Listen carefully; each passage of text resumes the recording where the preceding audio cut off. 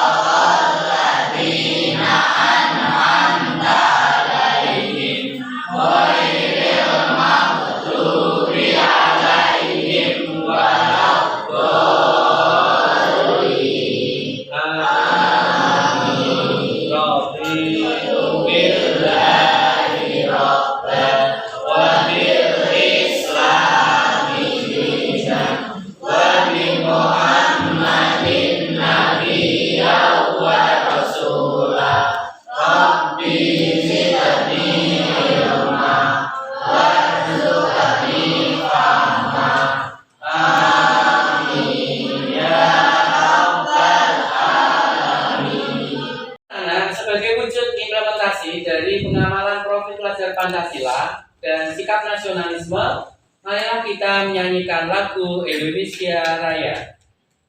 Silakan. Hiduplah Indonesia Raya Tuhan. Indonesia tanah airku, tanah tumpah darahku. Di sanalah aku berdiri, jadi pandu ibuku. Indonesia kebangsaanku, bangsa dan tanah airku. Marilah kita berseru, Indonesia bersatu. Hiduplah tanahku, hiduplah negeriku, bangsaku, rakyatku semuanya. Bangunlah jiwanya, bangunlah badannya untuk Indonesia Raya. Indonesia Raya, merdeka, merdeka, tanahku, negeriku yang ku cinta. Indonesia Raya, merdeka, merdeka, hiduplah Indonesia Raya. Indonesia Raya, merdeka, merdeka, tanahku, negeriku yang ku cinta. Indonesia Raya, merdeka, merdeka, hiduplah Indonesia Raya. SMP 2 Prima. Indonesia Jaya. Nasionalisme ya. Abita siap. Salam Abita. Abita, Abita, Abita, merah putih yes. Nomor 2.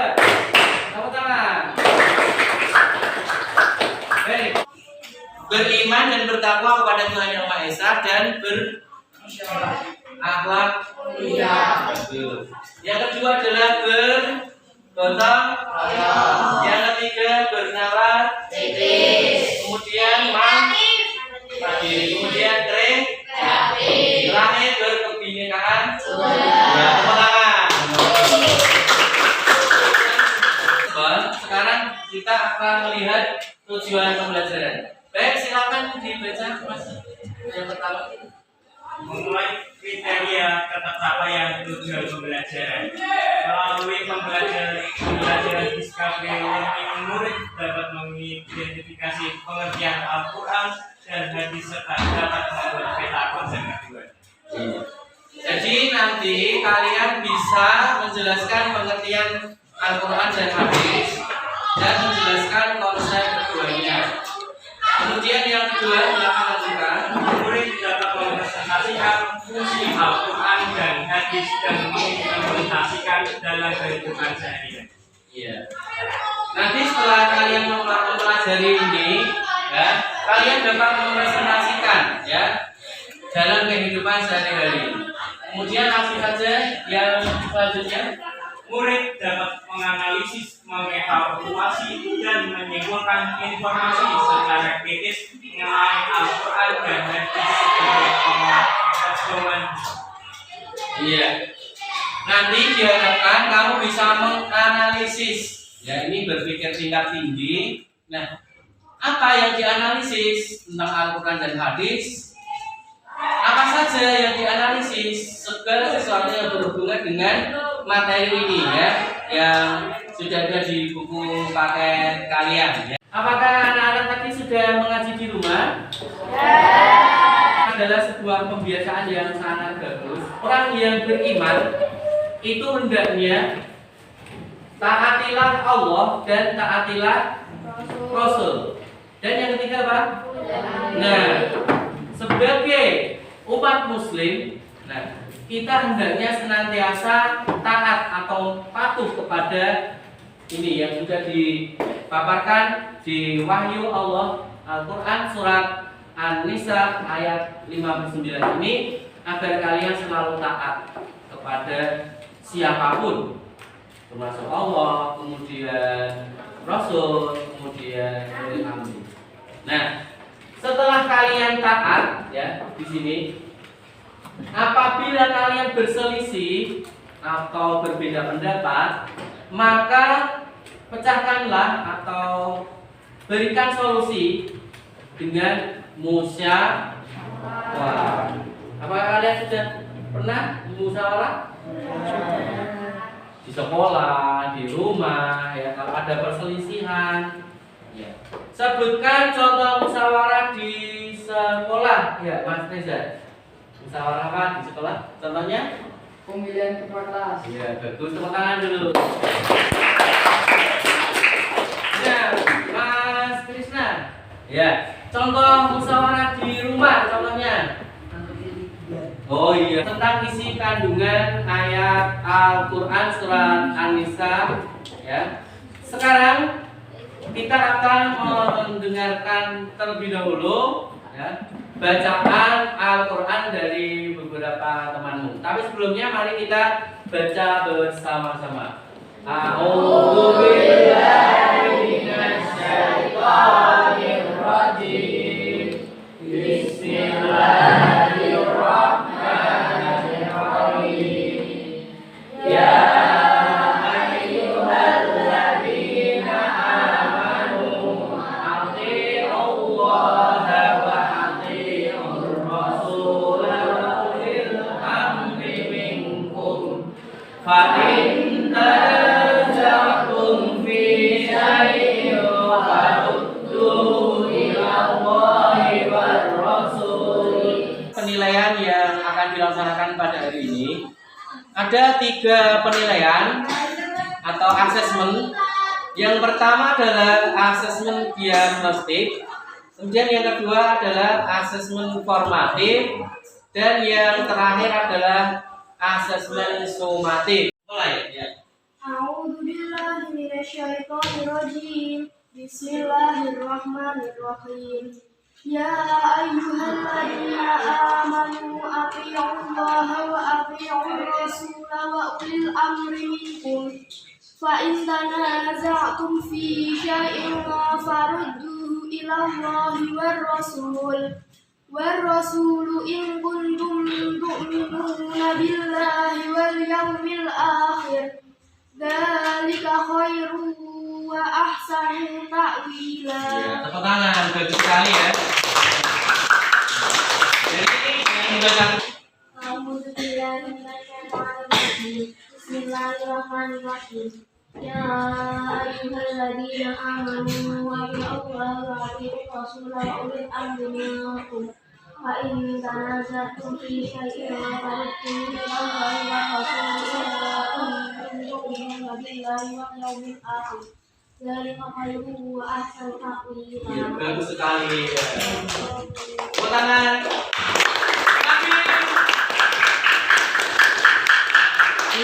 Jadi kalian membaca Al-Quran ini mari kita jadikan kebiasaan yang kita lakukan setiap hari. Paling tidak kita membaca dalam satu hari itu satu rukuk atau satu makro. Kalau tidak bisa, ya sudah satu hari 2 ayat. Kalau tidak bisa lagi, satu hari 1 ayat. Anissa ayat 59. Silakan ya Bi. أعوذ بالله من الشيطان الرجيم بسم الله الرحمن الرحيم يا أيها الذين آمنوا أطيعوا الله وأطيعوا الرسول وأولي الأمر منكم فإن تنازعتم في شيء فردوه إلى الله والرسول إن كنتم تؤمنون بالله واليوم الآخر ذلك خير وأحسن تأويلا. Iya, terima kasih. Ya, ada beberapa koreksi ya. Ini wal yaumil akhir ya. Baiklah, sebelum kita lanjutkan yang lain, kita bahas dulu tentang alif lam samsiah dan alif lam komariah. Ya. Kemudian wal rasul ini apa? Samsiah. Kemudian bila ini apa? Samsiah. Samsiah. Wal yaumil Komariah. ya, bagus sekali. Ya, kalian ternyata sudah bisa membedakan antara alif lam samsiah dan alif lam komariah. Oke, pertanyaannya salah lagi. Kalau ada tasdidnya itu lam apa? Samsiah. Kalau ada sukunnya? Komariah. Tasdid itu yang ini, yang sebenarnya kalau ditulis roh ini satunya mati, satunya hidup, tapi ini rohnya itu ditulis satu sehingga ada tasdid, maka disebut as-samsiah. Jadi ketika ada alif lam di sini, maka alif lamnya tidak terbaca. Apa yang kita baca di Al-Quran ini semakin menambah keimanan kita kepada Allah Subhanahu wa Ta'ala. Kalau kita tidak sering mengaji, maka pasti ketika kita membaca tidak akan lancar.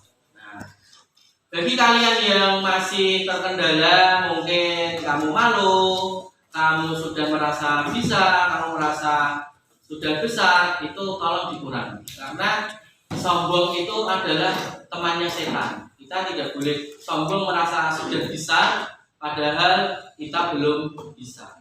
Nah, oleh karena itu di materi Al-Quran dan Sunnah sebagai pedoman hidup ini, selain kalian juga bisa mengaji nanti, kalian juga bisa ya mempresentasikan materi ini dengan dalam bentuk poster atau kampanye mengaji. Jadi tugas kalian nanti, misalnya di sini kalian menulis atau melukis atau menggambar tentang orang yang mengaji, kalian bisa mendiskusikan atau presentasi di kelompok masjid. Nah, adapun asesmen diagnostik, kalian silahkan membuka link yang sudah Pak Guru kirim. Ya, silahkan dimulai dari sekarang. Bagaimana kemampuan kalian dalam membaca Al-Quran? Bagaimana kemampuan kalian dalam membaca Al-Quran? Ya. Bisa pilih mahir, boleh. Bisa pilih sedang, tergantung kemampuan kalian membaca Al-Quran di rumah? Kalau kamu mahir, silakan dipilih mahir. Apakah yang dimaksud dengan Al-Quran? Ya, Al-Quran itu apa, anak-anak? Allah yang diturunkan kepada Nabi Muhammad SAW dalam bahasa Arab yang sampai kepada kita secara mutawatir ditulis dalam Quran. Dimulai dengan surat Al-Fatihah dan diakhiri dengan surat An-Nas. Iya, bagus. Ya. Al-Quran itu definisinya secara lengkap adalah kalamullah atau kalam Allah yang diturunkan oleh Nabi Muhammad dari malaikat Jibril, membacanya termasuk ibadah dan merupakan wahyu dari Allah. Ada berapa surat dalam Al-Quran? Siapa yang tahu? 100. Iya, bagus. 114 ya. Ada berapa juz? 30. Ya, ada 30 juz. Ada berapa ayat? 6.666. Ya, ada yang mengatakan 6.666, ada yang ya, seperti itu. Ya, yang ketiga sekarang. Silakan. Apakah yang dimaksud dengan hadis? Segala ucapan, perbuatan, segala ada dan perilaku Nabi Muhammad SAW. Iya. Hadis itu merupakan ucapan. Merupakan apa? Ucapan boleh, perilaku boleh, tindakan boleh. Dan hadis itu merupakan sumber hukum yang kedua setelah Al-Quran. Jadi sumber hukum Islam itu bukan Pancasila, bukan Udin 45, tapi Al-Quran dan hadis. Betul. Sekarang yang keempat, silakan. Yang keempat. Bagaimana kedudukan Al-Quran dalam Bagus sekali sebagai sumber hukum utama. Sumber yang kedua apa? Kedudukan hadis di dalam Al-Quran adalah ini sumber hukum kedua. Terserah ya. Ini karena tes ini sesuai dengan kemampuan kalian. Lanjut. Apakah yang dikandung surat An-Nisa ayat 59? Wajib menaati Allah, Rasulullah, dan ulil. Oke, wajib mentaati Allah, Rasul dan ulil amri. Ulil amri itu siapa? pemimpin. Ya. Dan ini setelah kalian tadi mengerjakan asesmen diagnostik, ya, saya akan membacakan hasil dari asesmen diagnostik yang sudah kalian kerjakan tadi ya. Anindya 90, Ardani Dara 90, Araya 100, Fahmi 100. Nah, ini bagi yang nilainya belum mencapai KKM itu tidak masalah, nanti akan Pak Guru berikan ulangan atau penilaian ya, yang nanti akan Pak Guru berikan tugas melalui YouTube ya. Itu seperti itu. Tepuk dua, tepuk tangan. Baik. Kemudian untuk penilaian formatifnya, ya Pak Guru akan membagi LKPP ini ya. Silahkan ini dibagi terlebih dahulu di belakang, ya, belakang semuanya.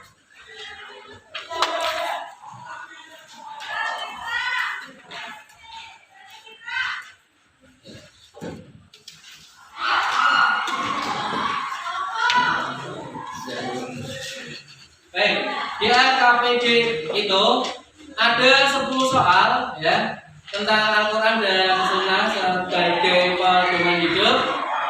Nanti soal itu kalian diskusikan untuk menjadi sebuah produk. Nah, setelah kalian tadi memilih poster, maka nanti kita akan membentuk kelompok. Nah, kelompok pertama, kelompok kedua, dan kelompok ketiga ya. Nanti akan berdiskusi mengenai Al-Quran dan Sunnah sebagai pedoman hidup yang kamu analisis di LKPD tadi. Setelah dianalisis, didiskusikan bersama-sama kelompokmu, kalian membuat satu kesimpulan, membuat satu gambar atau satu cerita, gambar dan keterangannya yang nanti akan kalian presentasikan. Seperti itu, apakah kalian sudah paham? Paham. Sekarang kita akan mempresentasikan diskusi yang sudah kita laksanakan. Ya, kelompok yang masih pertama adalah kelompok 2. Ya, beri tepuk tangan kelompok 2.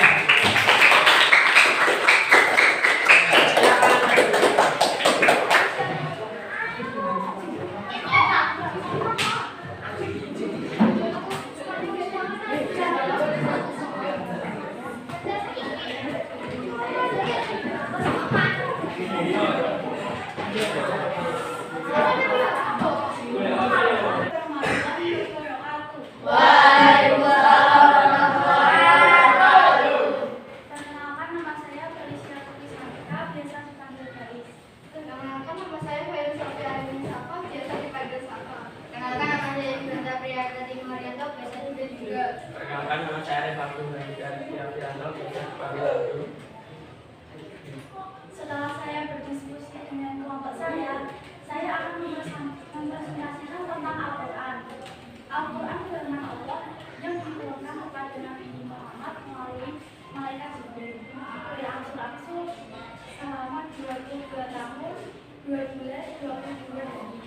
Al-Quran memiliki 114 surat dan 6.236 ayat.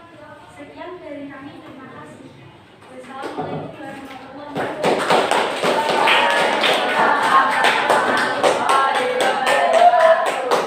Ya, mungkin memberikan respon atau tanggapan. Kita akan mulai presentasi kelompok yang kedua. Silakan. Assalamualaikum warahmatullahi wabarakatuh.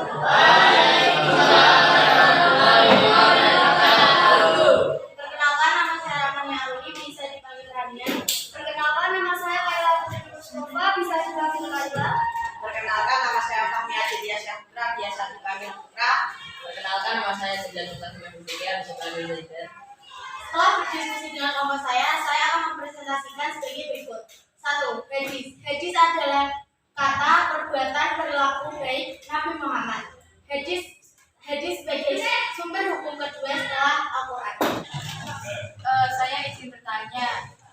Tadi kan sudah dijelaskan tentang hadis. Sekarang saya mau bertanya tentang hadis tentang kebersihan. Saya akan menjawabnya. Salah satu contoh hadis tentang kebersihan adalah an-nadhafatu yang artinya kebersihan sebagian dari iman. Iya, betul sekali.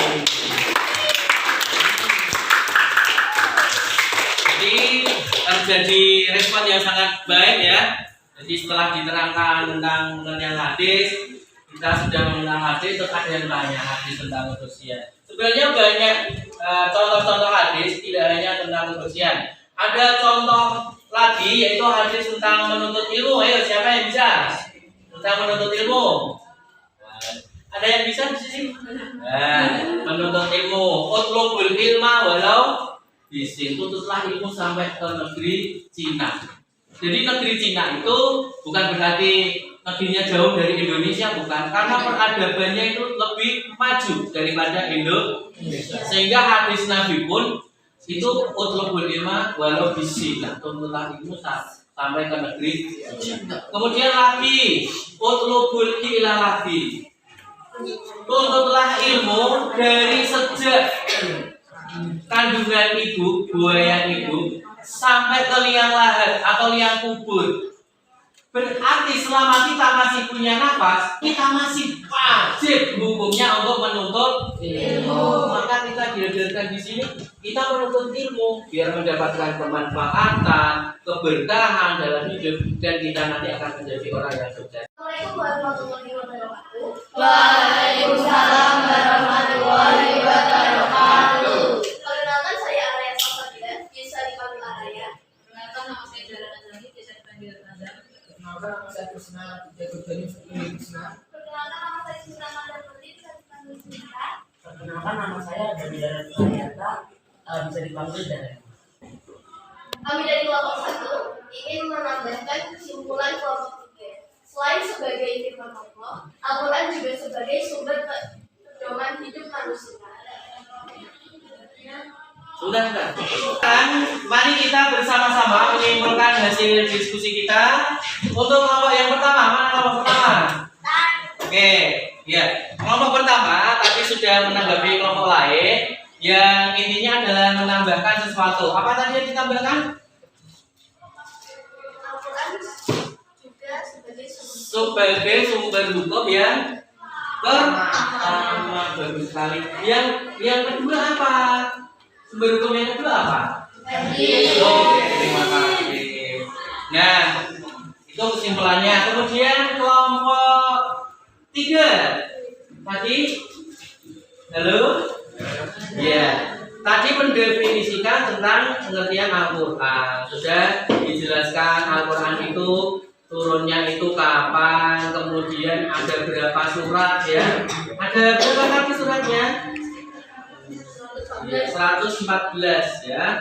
Ada 30 juz dan 6.000 sekian ayat. Nah, ini sebagai pedoman hidup manusia yang akan kita laksanakan, kita implementasikan, kita praktekkan dalam kehidupan sehari-hari kita nanti. Kemudian yang kelompok kedua tadi membicarakan tentang hadis. Ya, boleh tahu hadis itu apa? Ya.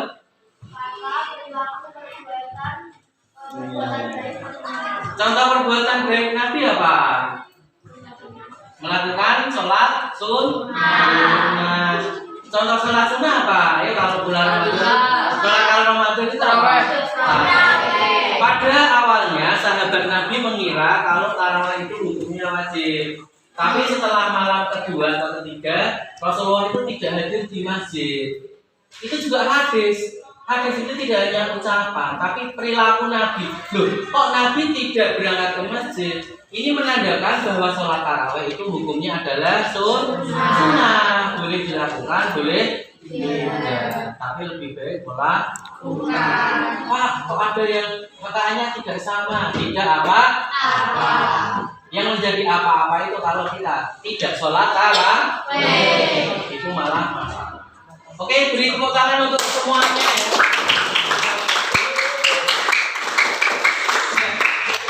Pada pertemuan selanjutnya nanti, pada pertemuan yang minggu depan maksudnya ya, kita akan membahas soal formatif yang sudah kita lakukan tadi ya. Kita akan membahas itu ada 10 butir soal pilihan ganda yang sudah Pak Guru share di Google Form ya, selain LKPD tadi. Jadi di minggu depan nanti kita akan menyusun langkah-langkah selanjutnya seperti apa. Nah, kita refleksikan pelajaran hari ini. Apakah pelajaran hari ini menyenangkan? Apakah ada yang grogi tadi ketika maju? Tidak. Oh, tidak ada. Semuanya adalah siswa yang cerdas, yang berkarakter, yang pemberani. Tepuk tangan untuk kelas kita. Nah, jadi tujuan pembelajaran sudah kita capai. Mudah-mudahan pelajaran hari ini dan seterusnya ada berkah dan manfaatnya. Amin ya rabbal alamin. Nah, apa perasaan kamu hari ini? Senang. Senang. Baik, terima kasih.